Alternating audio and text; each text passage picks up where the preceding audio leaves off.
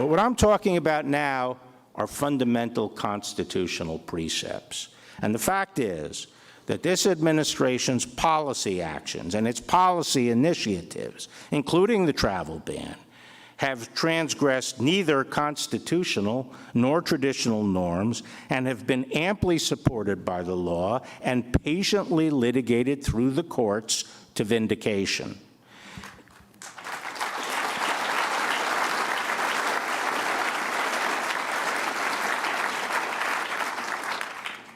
Indeed, measures undertaken by this administration seem a bit tame when compared to some of the unprecedented steps taken by the Obama administration's aggressive exercise of executive power. And I say that as someone who admires a muscular executive.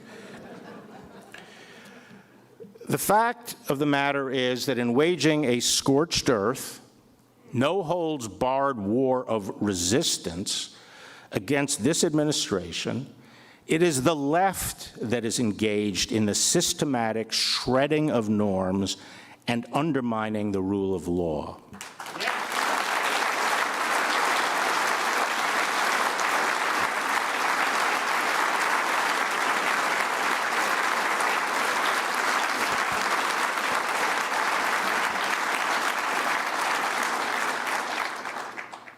This highlights a basic disadvantage that conservatives have had in contesting the political issues of the day.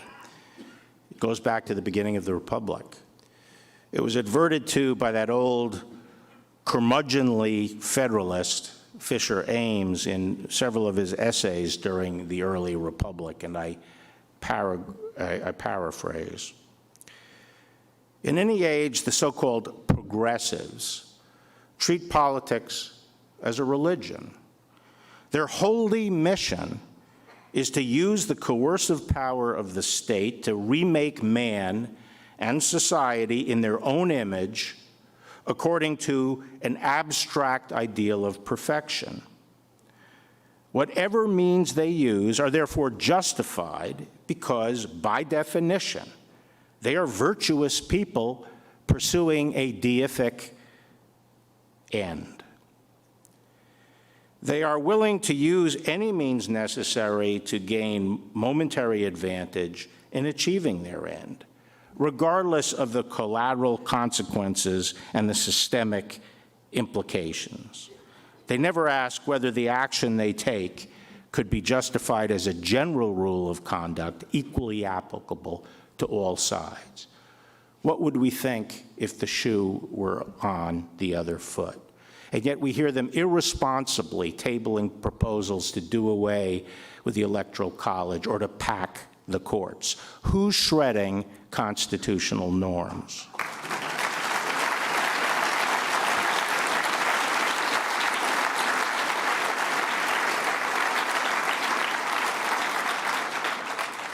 Conservatives, on the other hand, do not seek an earthly paradise. We are interested in preserving over the long run the proper balance of freedom and order necessary for the healthy development of natural civil society and individual human flourishing.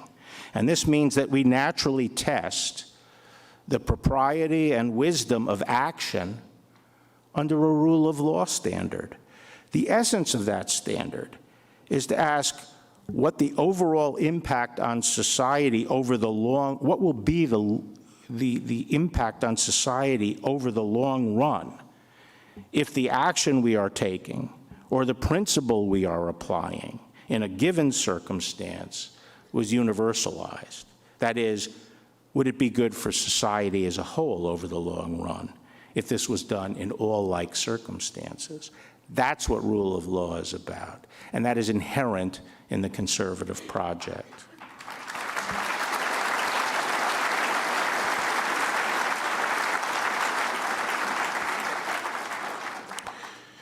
Let me turn now to what I believe has been the prime source of the erosion of separation of powers principles generally, and the executive branch's authority specifically, and I am speaking of the judicial branch. In recent years, the judiciary has been steadily encroaching on executive responsibilities in a way that has substantially undercut the functioning of the presidency. And the courts have done this in essentially two ways. First, the judiciary has appointed itself the ultimate arbiter of separation of powers disputes between Congress and the executive, thus preempting the political process, which the framers conceived of as the primary check on interbranch rivalry. And second, the judiciary has usurped presidential authority for itself, either by, under the rubric of review, substituting its judgment for the executive in areas committed to the president's discretion, or by assuming direct control over realms of decision-making that heretofore have been considered at the core of presidential power. The framers did not envision that the courts would play the role of arbiter of turf disputes between the political branches.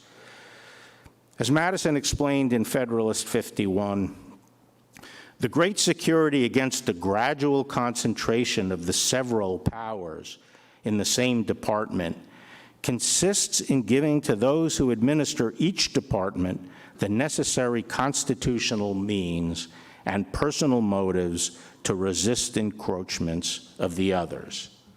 Ambition will be made to counteract ambition. And by giving each, the Congress and the presidency, the tools to fend off the encroachment of the others, the framers believed this would force compromise and political accommodation. The constitutional means to resist encroachment that Madison describes takes many forms. As Justice Scalia observed, the Constitution gives Congress and the President many clubs with which to beat each other. Conspicuously absent from the list is running to the courts to have them resolve the disputes. And that omission makes sense. When the judiciary purports to pronounce a conclusive resolution to constitutional disputes between the political branches, it does not act as a co-equal.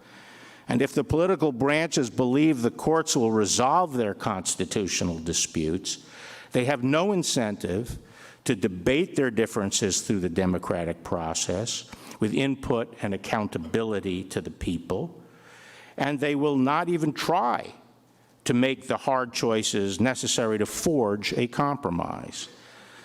The long experience of our country is that the political branches can work out their constitutional differences without resort to the courts. In any event, the prospect that the courts can meaningfully resolve interbranch disputes about the meaning of the Constitution is mostly a false promise. How is a court supposed to decide, for example, whether Congress's power to collect information in pursuit of its legislative function overrides the President's power to receive confidential advice in the pursuit of his executive function? Nothing in the Constitution provides a manageable standard for resolving such a question, and it is thus no surprise that the courts have produced amorphous, unpredictable balancing tests like the court's holding in Morrison v. Olson, that Congress did not, quote, disrupt the proper balance between the coordinate branches by preventing the executive branch from accomplishing its constitutionally assigned functions.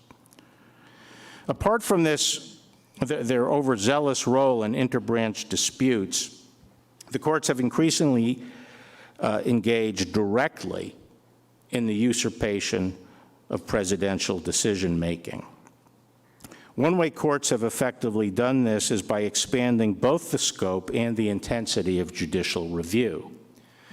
In recent years, we have lost sight of the fact that many critical decisions in our life are not amenable to the model of judicial decision-making. They cannot be reduced to tidy evidentiary standards and specific quantums of proof in an adversarial process. They require what we used to call prudential judgment, and they are decisions that frequently have to be made promptly, on incomplete and uncertain information, and necessarily involve the weighing of a wide range of competing risks and making predictions about the future. Such decisions frequently call into play the so-called precautionary principle. And this is the principle that when a decision maker is accountable for discharging a certain obligation, such as protecting the public's security, it is better when assessing imperfect information to be wrong and safe than wrong and sorry. It was once well recognized that such matters were largely unreviewable and that the courts should not be substituting their judgments for the prudential judgments reached by the accountable executive officials. This outlook now seems to have gone by the boards. Courts are now willing, under the banner of judicial review, to substitute their judgment for the president on matters that only a few decades ago would have been unimaginable, such as matters directly involving national security and foreign affairs. The travel ban case is a good example. There, the president, as you all know, made a decision under an explicit legislative grant of authority in black and white that he had the authority, as well as his long-recognized constitutional national security role, to temporarily suspend entry to aliens coming from a half-dozen countries pending adoption of more effective vetting procedures. The common denominator of the initial countries selected was that they were unquestionably hubs of terrorist activity, which lacked functional central governments and responsible law enforcement and intelligence agencies that could assist us in identifying the security risks among their nationals seeking to enter the United States. But despite the fact that there were clearly justifiable security grounds for the measure, the district court in Hawaii and the Ninth Circuit blocked this public safety measure for a year and a half. The theory was that the president's motive for the order was religious bias against Muslims. This was just the first of many immigration measures based on good and sufficient security grounds that the courts have second-guessed since the beginning of the Trump administration. The travel ban case highlights an especially troubling aspect of the recent tendency to expand judicial review. The Supreme Court has traditionally refused, across a wide variety of contexts, to inquire into the subjective motivation behind government action.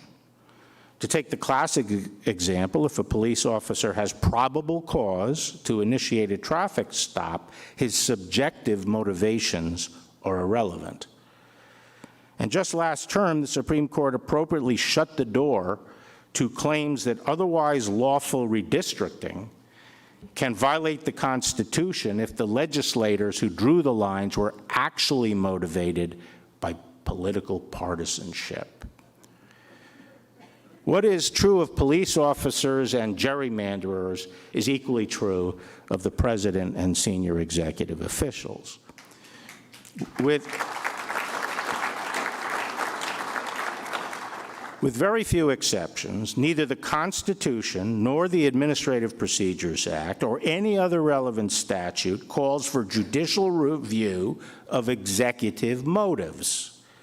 They apply only to executive action.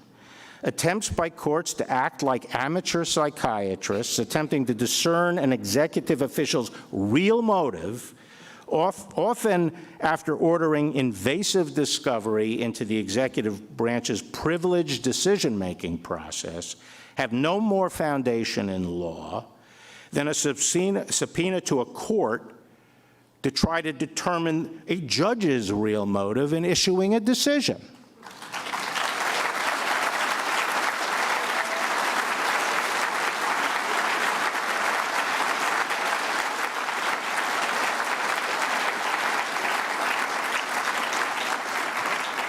The court's indulgence of such claims, even if they are ultimately rejected, represents a serious intrusion on the president's constitutional prerogatives.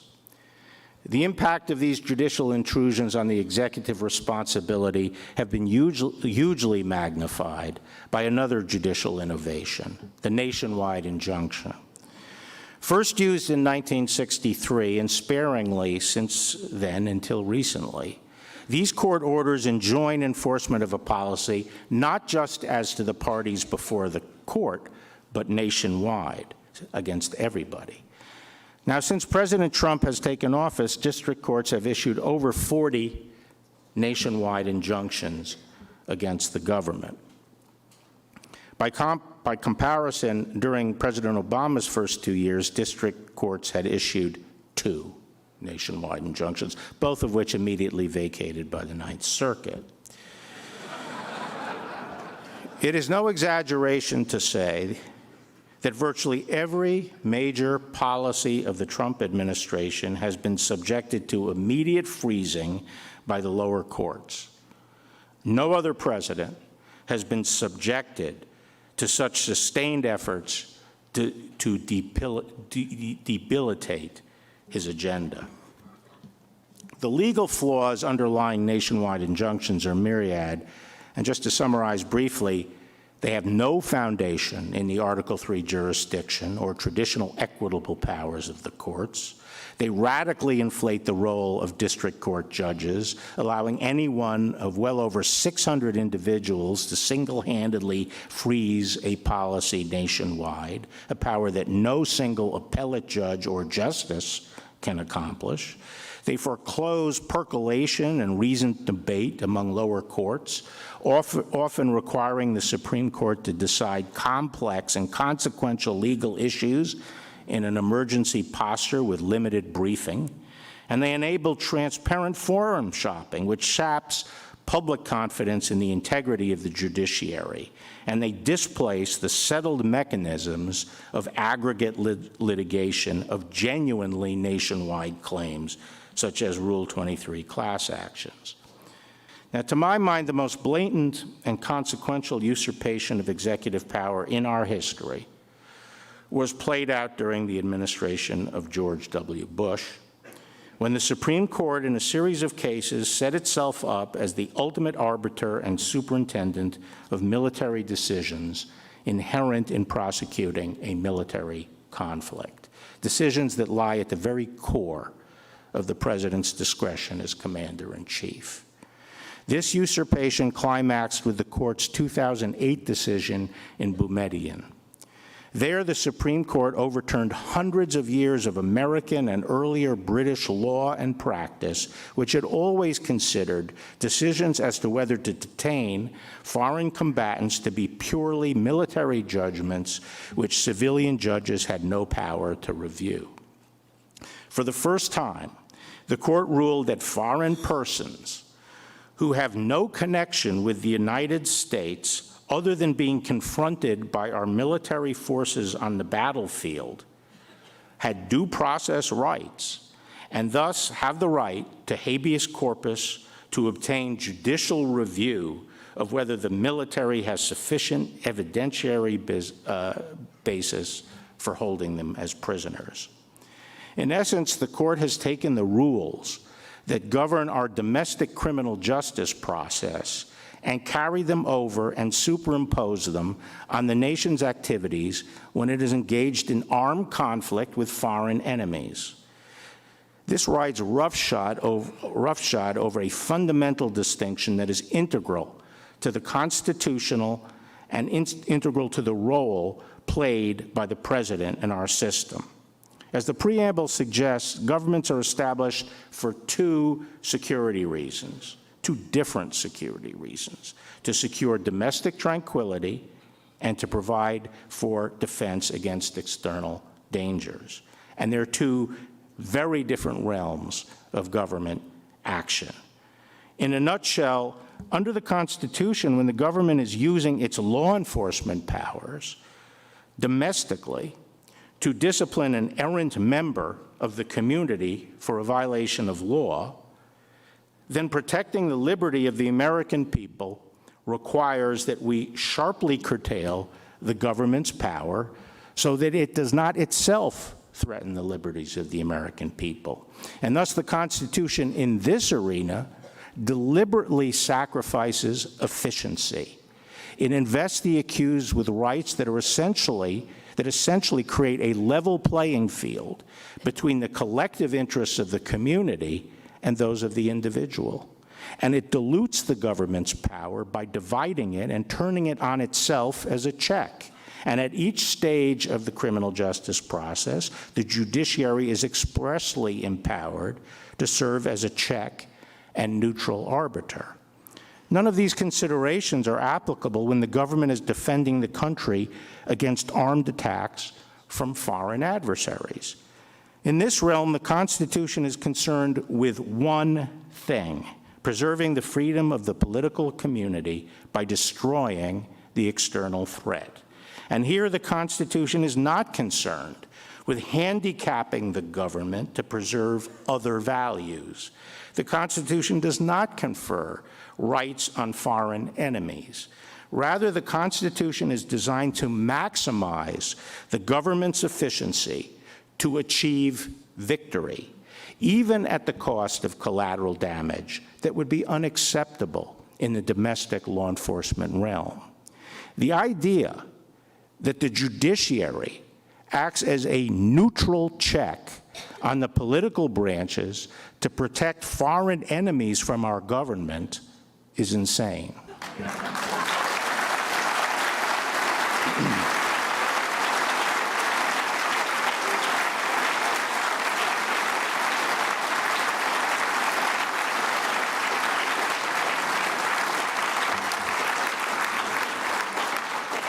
The impact of Boumediene has been extremely consequential. I see its consequences every day. For the first time in American history, our armed forces are incapable of taking prisoners. We are now in a crazy position that if we identify a terrorist enemy on the battlefield, such as an ISIS leader, we can kill them with a drone strike or any weapon, summarily. But if we capture them, the military is tied down in developing evidence for an adversarial process and must spend massive resources in interminable litigation as to whether there was a sufficient basis to capture this prisoner.